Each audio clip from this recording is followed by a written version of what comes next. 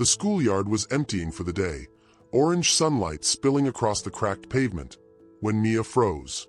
A small boy, no older than 8, was cornered against a brick wall. His backpack had been ripped open, books scattered across the ground. And a bigger kid stood over him, fist raised again. "Say it!" the bully shouted. "You're weak. Say it!" The boy kept shaking his head, clutching his broken glasses. Mia didn't think. Her legs moved before her mind did. "Hey, she shouted, stepping between them. The bully scoffed. "Move, lady. This has nothing to do with you." Mia didn't move an inch. "Touch him again," she whispered, voice calm but shaking, "and you'll answer to me." The boy behind her exhaled a tiny sob, like he couldn't believe someone finally stood on his side. The bully hesitated. Then he backed up, muttering, and ran. Silence. Only the sound of the wind. And the boy crying softly into Mia's sleeve. "It's okay," she murmured. "You're safe now." But then, a deep, trembling voice behind her said, "Safe. Because of you." Mia turned. A man stood there, tall, exhausted, guilt written all over his face, tears in his eyes. He looked at the boy, then at her, and whispered, "I failed him." Mia felt the ground shift beneath her, because this man was the last person she ever expected to see again. If this moment already gripped your heart, stay with us. What happens next will stay with you for a long time. And if you love emotional stories like this, please subscribe. It truly helps this channel grow. Hours before the schoolyard incident, Mia was sitting alone in the tiny staff room, staring at the paycheck in her hand. It wasn't much. It was barely enough. And yet, she folded it gently, like something fragile. Teaching wasn't supposed to be her life. She once dreamed of law school, of debate stages, of fighting for justice on bigger battlefields. But life had other plans. Her mother got sick. Bills piled up. Dreams dimmed under fluorescent hospital lights. So Mia did what she always did. She stepped up. She took the first job she could find at the nearest primary school. Long hours, low pay. But she loved the children, especially the quiet ones, the lonely ones, the ones who reminded her too much of herself growing up. Because Mia knew that kind of silence, the kind that grows in a home where people yell more than they listen, the kind that teaches you to defend yourself before anyone else ever will. Her father walked out when she was 10. Her mother cried for months. And Mia learned to put on a brave face, even when she felt like breaking inside. So when she saw a child being hurt, any child, something inside her snapped awake. Not anger, not fury, something deeper. A promise she made to herself long ago. If I ever see someone hurting like I did, I'll never walk away. She didn't know that promise would collide with destiny today. She didn't know the boy she chose to protect would lead her straight back to a past she thought she buried. And she definitely didn't know his father would be the man who once broke her heart. The school bell had just rung for dismissal. Children burst out of classrooms laughing, backpacks bouncing, the playground alive with noise. But Mia heard something different. A thud, a cry, a voice pleading, "Stop, please stop." She turned sharply. Near the bike racks, a small boy crouched on the ground, shielding his head with his arms while two older boys kicked dirt at him. "Can't you talk?" one mocked. "Say something," the other sneered. But the boy didn't speak. He just shook, terrified. Mia didn't think. She didn't weigh consequences. She didn't care that teachers weren't supposed to intervene physically. She stepped between them like a shield. "That's enough." Her voice was low, firm, shaking only with emotion. The bullies froze. Mia bent slowly, gently touching the boy's shoulder. "Hey," she whispered. "You're safe." He looked up, and for the first time, Mia saw his face clearly, a soft, frightened expression. Big brown eyes full of tears, and a tiny hearing aid behind his ear. He wasn't ignoring the bullies. He couldn't hear them. Mia's heart tightened. She extended her hand. He hesitated, then took it, trembling. The bullies backed away, mumbling excuses. Mia didn't even look at them. All her attention was on the silent little boy holding onto her like she was the only safe place in the world. "What's your name?" she asked softly. He tapped his chest, then signed something with small, shaky fingers. Mia blinked. "Caleb," she guessed. He nodded, and then he signed one more thing, slowly, carefully. "Dad." He pointed behind her. Mia turned. A man stood there, tall, expensive suit, eyes overflowing with something deeper than fear.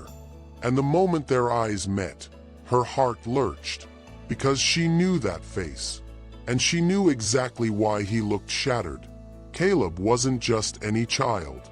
He was his child, the man who once left her without a word, the man she swore she'd never forgive. And now he was walking toward her. The playground had emptied now, just a few leaves blowing across the pavement, and the three of them frozen in a silence thick enough to choke on. Mia's heart hammered. Caleb pressed closer to her leg, small fingers gripping her cardigan like it was the only thing keeping him standing. And the man, Caleb's father, took one slow step forward. "Mia," he breathed. Her stomach twisted at the sound of her name on his tongue. Years of hurt came crashing into her chest in one violent wave. "No," she whispered, shaking her head. "Not here. Not now." But he wasn't looking at her. He was looking at Caleb. "Kid," his voice cracked. "Are you hurt?" Caleb didn't speak. He lifted his hands and signed something small, tight, and unsure. The man's face broke. He crouched low, trembling. "I'm so sorry," he whispered, voice hoarse. "I should have been here sooner. I should." He stopped, swallowed hard, and blinked away tears. Mia felt her throat burn. She had seen him powerful, confident, untouchable. But this was a father begging forgiveness without words. Caleb reached out, hesitant, and touched his father's cheek. The man crumbled. Mia looked away, the moment too raw to bear. But then, the tension snapped again. A teacher came storming across the yard, breathless. "Mia, the principal needs you," she said sharply. "There's been a complaint." Mia frowned. "A complaint?" The teacher's mouth tightened. "From the bullies' parents. They saw you put your hands on their children." She made air quotes, annoyed but helpless. Mia felt the air leave her lungs. Caleb gripped her harder. His father stood up, slowly, shoulders tight. "Who filed that?" he asked, voice turning sharp. The teacher swallowed. "Mr. and Mrs. Dalton." He exhaled sharply. "My board members," he muttered. "I should have expected that." Mia blinked. "Your board members," she repeated. He nodded, jaw tense. "I'm CEO of Dalton Enterprises. Their son's behavior reflects on them. They're trying to bury that by blaming you." Mia felt her chest tighten. Of course life wouldn't let her have one moment of peace. But before she could say another word, Caleb tugged her sleeve. He signed again, slow, fearful. "Don't go." Her heart cracked open, and before she could even kneel to reassure him, his father stepped closer, voice low but steady. "Mia, let me help you." She froze, because those words, those were the exact same ones he said the night before he left her. Her breath caught, her mind raced, because this wasn't just tension anymore. It was everything she never healed from, standing right in front of her. And there was no way out now, not without breaking Caleb's heart, not without reopening her own. The principal's office was too bright, too quiet, too clean for a moment this messy. Mia sat on the edge of the chair, hands twisted together in her lap. Caleb sat beside her, legs dangling, his little fingers brushing her sleeve every few seconds, like he needed to make sure she was still there. Across the room, Caleb's father paced like a man fighting a war inside his own chest. Finally, he stopped. "Mia," he said softly, "can we talk? Just us." Her breath shuddered. She didn't trust her voice, but she nodded. The principal offered to take Caleb to the hallway. He shook his head immediately and clung to Mia. So the three stayed. The man ran a hand down his face, and then he told the truth. "All these months," he began, "I thought I was losing him." His voice cracked. He stopped eating, stopped talking, stopped looking at me. Mia felt her throat tighten. Caleb touched his father's sleeve, eyes soft but sad. "He would come home bruised," the man continued, jaw clenching. "Said he fell, said nothing happened. I believed him." Mia's chest ached. She knew that lie. She had lived that lie. He swallowed. "But last week, I found something. Something I was never meant to see." He reached into his suit and pulled out a small folded paper. He handed it to Mia. Her fingers shook as she opened it. A drawing, crayons, small hands, a picture of a boy with tears on his cheeks, and a girl holding his hand. Under it, written carefully, "My safe place." She inhaled sharply. "That's you," he whispered. "He drew you, every day." Caleb hid his face in her arm, embarrassed. Mia pressed her cheek to his hair, heart breaking open. The man continued in a trembling whisper. "I thought I was enough. I thought love was enough. But I failed him. I didn't see the signs. I didn't protect him." A tear slid down his face. He didn't wipe it. "He told me something else," he said quietly. "Last night." Mia looked up. He said, "Mia listens." A pause. Mia doesn't shout. Mia covered her mouth with her hand. "And then," the man whispered, voice shattering, "he signed something I thought I'd never hear. He swallowed hard. He called you family." Mia felt her heart stop. Caleb leaned into her and signed shyly, "You're my home." Her eyes filled instantly. When she looked back at his father, she expected jealousy, anger, defensiveness. Instead, he bowed his head.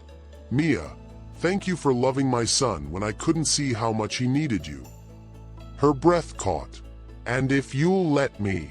He lifted his eyes, raw and honest. "I want to know the woman who saved him." Her pulse stumbled, because suddenly everything made sense. The way Caleb trusted her instantly, the way he clung to her, the way she felt responsible for him without even understanding why. This wasn't just compassion, it was connection, and it was only the beginning. But before she could speak, the door burst open. A shout filled the room. "Where is he? My son? Where is my Caleb?" Mia and the man both turned. Standing in the doorway was a woman Mia had never seen, but the look in the man's eyes told her he had. And what she whispered next would change everything. The hallway went silent. The woman in the doorway, disheveled hair, frantic eyes, breath shaking, looked like she had run miles barefoot. Caleb's father stiffened. Mia felt the air change. The woman's gaze darted around the room until it landed on Caleb. Her face crumpled. "Oh, baby," she whispered. But Caleb didn't move toward her. He tightened his grip on Mia's sleeve instead. The woman's expression broke completely. "I know," she whispered, sinking to her knees. "I know I messed everything up. I shouldn't have left. I shouldn't have run." Mia felt Caleb tremble. His father stepped forward slowly, voice low but steady. "You disappeared for 6 months. No calls, no visits, no explanations." She looked up at him, tears streaming. "I was drowning. I was ashamed. I thought he'd be better without me." Mia felt her chest ache. People didn't vanish without reason. They vanished because pain swallowed them whole. The woman looked at Mia now. Really looked at her. "You were the girl who protected him today," she whispered. "Thank you. You have no idea how much that means." Mia swallowed hard. "I just did what I wish someone had done for me when I was his age." The woman nodded slowly, understanding lighting her eyes. Then Caleb did something no one expected. He gently released Mia's sleeve, walked to the woman, placed his small hand on hers, and whispered, "Mom, you came back." Her sob tore through the room. She hugged him, gently, as if afraid he'd break. Over her shoulder, she mouthed to Mia, "Please, don't leave his life." Caleb's father stepped closer to Mia. "Neither do I," he said quietly. Mia looked between them. This broken family trying to stitch itself together. This child who trusted her more than she understood. This man whose eyes held a gratitude that made her heartbeat thud. She exhaled softly. "I'm not going anywhere," she whispered. Caleb ran back to her and wrapped his arms around her waist. His father smiled. Small, tired, but real. "Mia," he said gently, "we don't know what this is, but I know one thing." She lifted her eyes. "You were the first person to hear him," he continued. "And maybe we all needed you more than you ever imagined." Mia felt warmth bloom in her chest. A place she never thought she'd belong was opening for her. A family she never expected was reaching out to her. A little boy she had known for one day had made her feel seen again. And for the first time in a long time, Mia didn't feel alone. The storm that brought her to this school, to this boy, to this moment, finally cleared. And when Caleb whispered, "Stay," with hope shining in his soft brown eyes, Mia smiled. "I'll stay," she whispered, "as long as you need me." Behind them, his father breathed out a quiet, grateful sigh, because a new beginning had just walked into all their lives. If this story touched your heart, if it reminded you that even small kindness can rewrite someone's entire life, then don't leave just yet. There's another story waiting for you. Another life, another heart, another moment that might stay with you long after the video ends. So please, subscribe, turn on notifications, and step into the next SoulTwist story right now. Your next favorite video is already waiting for you.